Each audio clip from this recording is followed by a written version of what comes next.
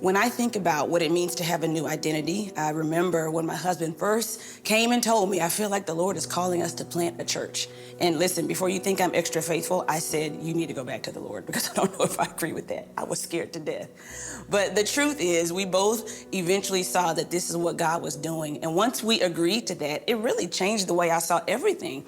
Even though we were still at our old home church for a while, I wasn't just a participant anymore. I wasn't just an attender. I started seeing everything as, what does it mean to replicate this? How will we serve our community? What staff are required to pull this off? How do we structure our teams? I started to see things through this identity now of being a leader, a church planner. And I think Paul wants us to do the same thing. He's saying, if Christ has so drastically altered your identity, it ought to change not just what you look to. That word seek is something deeper than that. It ought to change what you desire. And I think a lot of times we get in trouble because there are important and good things that become God things. Our calling is important. I want to know what God has purposed me to do. Trending issues in our culture, they're important.